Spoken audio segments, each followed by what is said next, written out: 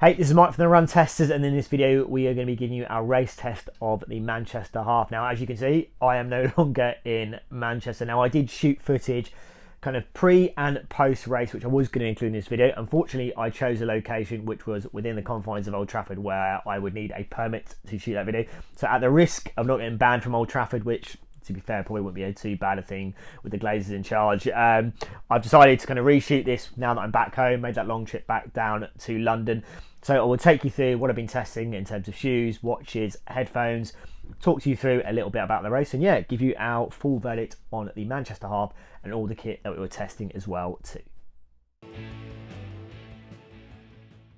So before getting into the kit that I tested out at Manchester Half, I should mention that the race pace was provided by Puma. Now, Puma have not paid me to do this video, and they haven't asked me to test any particular shoes. It really was just about, we've given you a race pace, go out and do this race that we're kind of the main sponsors at. So I did take it as an opportunity to run in some Puma shoes. I haven't raced in any Puma shoes, I don't think ever.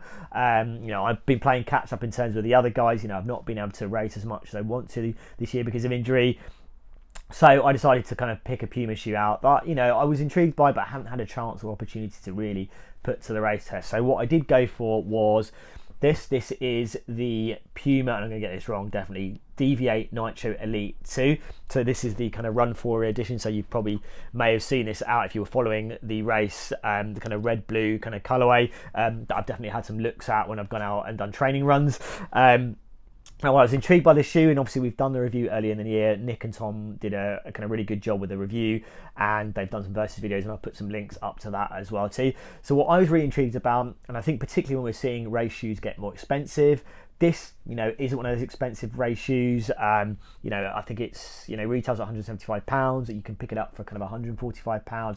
So, where not everyone can spend a lot of money on a shoe. This was, this for me, that was a kind of really interesting part of it. I like the, what Puma is doing in terms of midsole kind of technology. I've had great runs or great times with shoes like the Puma Velocity Nitro 2, the Magnify Nitro 1 and 2 as well too. So I know they've got some good training shoes. So this was really my opportunity to see what their kind of, race day shoes were. So that was the shoe that I decided to go with for Manchester Half. Okay, so into things I was testing outside of the shoes. So I'll start with the watches, and I had the Apple Watch Ultra 2 on, and I was really looking at how GPS performance got that kind of dual band GPS that we really liked on the original Apple Watch Ultra. Really looking at kind of heart rate monitoring performance. I didn't have a great experience on the original Ultra on that front, and also just general battery life, which hasn't changed again, but ultimately seeing there's any differences from that point of view. Also, we are going to be getting into our kind of full kind of comprehensive thoughts about the Apple Watch Ultra 2. That is coming up on the channel very soon as well too, so keep a lookout for that. My other wrist, I had the Garmin Forerunner 965, which we have just named our running watch of the year in the 2023 Run Testers Award. So I'll put a link up to the winners videos, you can find out why. Now, this is a watch that I've used pretty much since we've started or got it in for review. I've been using it for my training when I have been able to. I've raced with it as well. So I had that paired with a Garmin HRM Pro Plus chest strap monitor. And it also had connected to that something called the Core, which is a kind of wearable body temperature kind of monitor. It's something that's used in cycling a lot, but it's something that it's kind of been pitched at runners as well too. So I've really kind of been collating data at the moment to kind of see if I can identify any kind of trends with that information. And kind of see whether I can, optimize my training based on that information. And what I like about it is you can kind of pair it with heart rate monitor chest strap, so you can kind of do correlations with the heart rate information and also the body temperature data that it delivers as well too. Probably going to dig a bit deeper into that in a separate video, but just a note, so what else I was kind of wearing and kind of collecting from a kind of data point of view. And the last thing were these. So these are the Suunto Wing. These are Suunto's first ever pair of headphones. Now, if you've not been really following the story of Suunto, so the company that owns Suunto has been bought recently in the last few years, and that company does make headphones. So Suunto have decided to bring out their own pair of headphones, a pair of bone conduction style headphones, so that kind of open ear, kind of awareness style approach to headphones. So ideal in terms of a race scenario where you still want to be aware of people around you, maybe want to soak up the atmosphere as well. They're priced at around the same as Shock's Open Run Pro, so they're not cheap. And as I've seen this year, there's a lot of cheap bone conduction headphones that do really deliver a really good performance. So whether these are worth the extra bit of money, there's some extra features here, kind of like the reflective lighting you're getting to improve visibility at night time. There's some kind of head gesture controls as well too. But I was really looking at how the battery would perform, whether the sound would be good enough and there'd be good enough quality, and ultimately if they're comfortable to wear. Because if they're not comfortable to wear and not secured, then they're going to be pointless ultimately. So that was all the kit that I was looking at the Manchester half. In terms of the half itself, as I said, I'm on the road to kind of getting fitter again, with a view to kind of maybe start training for a marathon again for next year. So this was really about, seeing now that I'd had a good kind of block of being able to train and do a little bit more longer running, where I was at. I was kind of aiming at kind of 130, which is not my quickest. I think my quickest is like 126 PB wise. So if I could get anywhere near that, that's kind of what I was looking at doing at Manchester Half. What I'll do now is give you a little bit of flavour what it was like to be at the Manchester Half, get into what the race was like, and then give you my verdict on all the kit that I was testing as well too.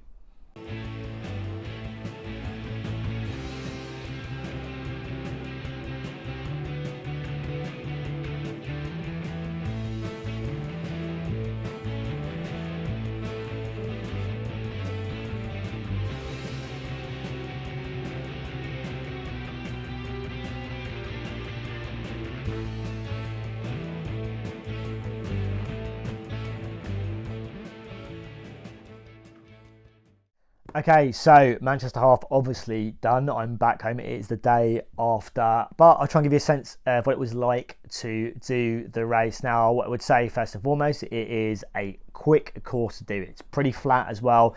The hills that I would describe as hills were very small kind of inclines, so relatively, if you wanted to have a go at running a quick half time, then this would be a course to definitely look at.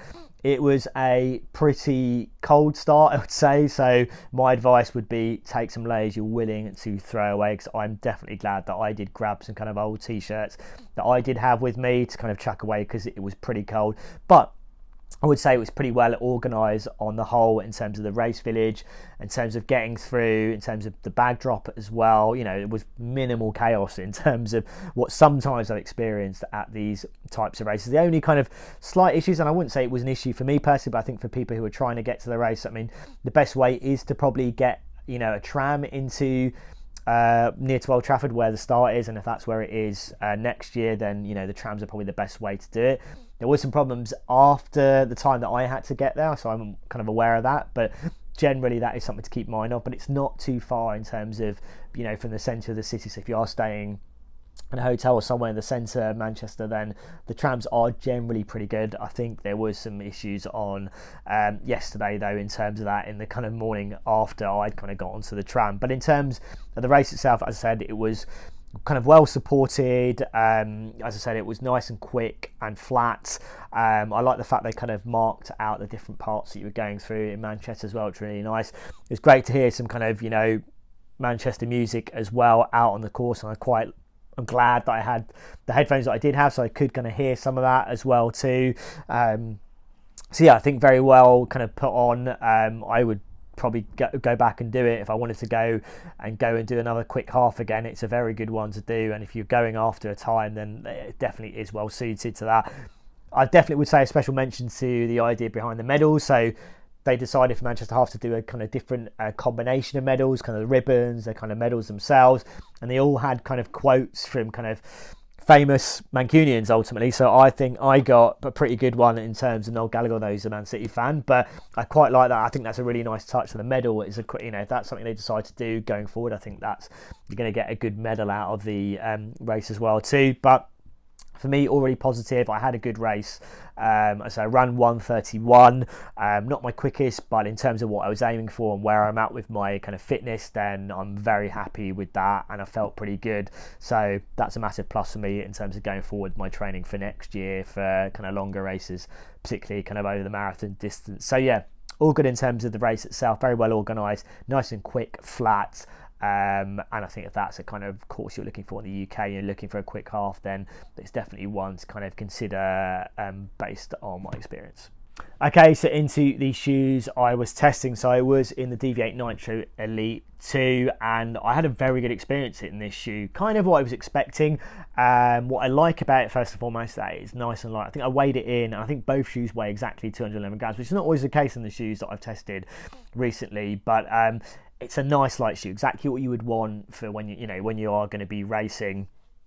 I think the hold and the kind of lockdown was generally fine for me. I was a little bit concerned there might be a bit of slipping because there's not much going on here in terms of around the heel, but there is some kind of padding there to keep things kind of nicely secure. So from that point of view, that was generally fine. I didn't find, I had a UK size 8. It didn't feel the size was off for me at all. It felt pretty good overall. It's kind of, you've got quite a nice thin upper here as well, so it's kind of airy, breathable, and keeps that weight down overall as well too, without neglecting having to give you that kind of structure that you want in a race shoe as well too. And it's kind of what I expected or hoped to see in a shoe like this, which has that kind of nitro foam in it, and that kind of that I've really liked on things like Velocity Nitro 2, which I think combining that with a shoe like this that's nice and light, it gave me something that felt I felt very consistent when I was running in this shoe, and I felt like you get a nice little bounce. I think you get that responsiveness that you do just get in that kind of nitro foam that Puma uses, and it felt just very reliable during that run. And I felt it, I never felt like it dropped off. It didn't feel too aggressive for me. It felt pretty stable as well, but it did feel enjoyable to run in this shoe. What I would say is in the latter stage, I wasn't really tiring myself. I kept pretty consistent in terms of my pace in that race, but I was almost wanting something a little bit extra from this shoe. It almost felt like I was waiting for the pop in this shoe, and it didn't really come for me. It definitely felt good running in a shoe, and it felt very, as I said, very reliable and consistent in terms of that feeling, which is what you want over those kind of slightly longer distances.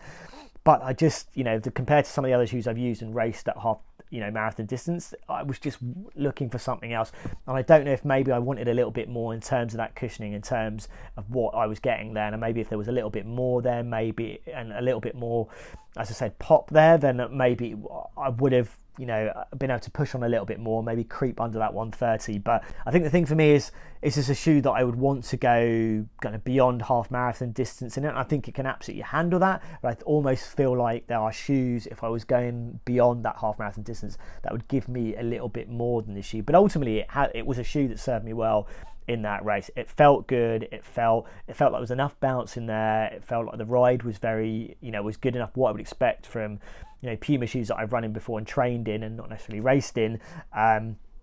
Obviously the outsole, the Puma grip outsoles have just been solid in all the shoes that I've run in, or Puma shoes that I've tested. When I had to do some kind of twists in the course, the grip was very, very good, and kind of the cornering was absolutely fine. And that's really where I think Puma shoes really kind of stand out from that point of view. So from an outsole point of view, it felt very, very solid. So yeah, all very positive for me. My only thing would be is that I was hoping for something a little bit extra in those kind of later kind of stages of the run. And I also think, is there enough for me to say this is a shoe that I'd want to go longer distance with?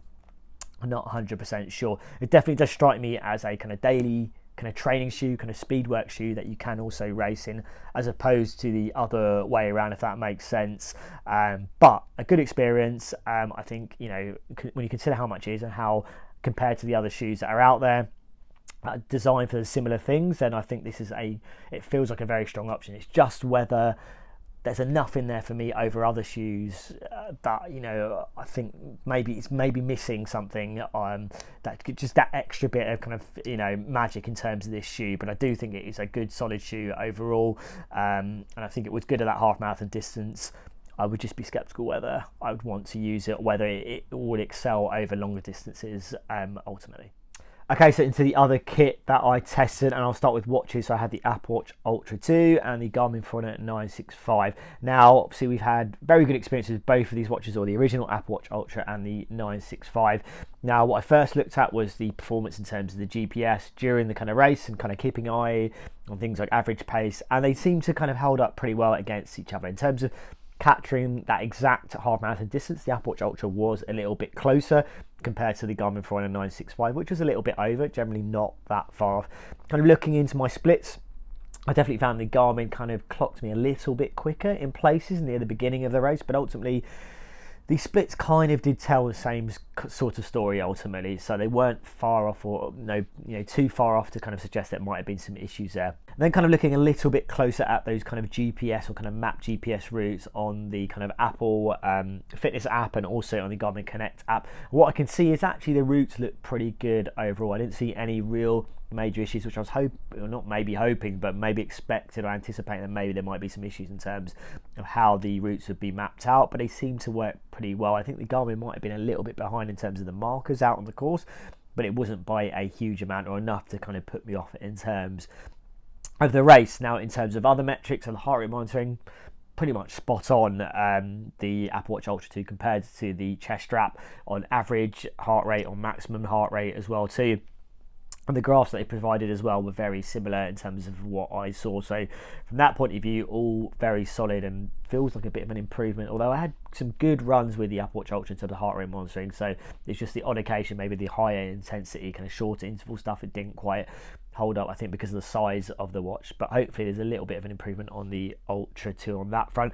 Battery life, all pretty solid overall. Kind of the drop off I expect to see on the 965. The Apple Watch Ultra 2 was fine as well, kind of nothing out of the ordinary in terms of the drop off there. Very similar, I think, to the Apple Watch Ultra.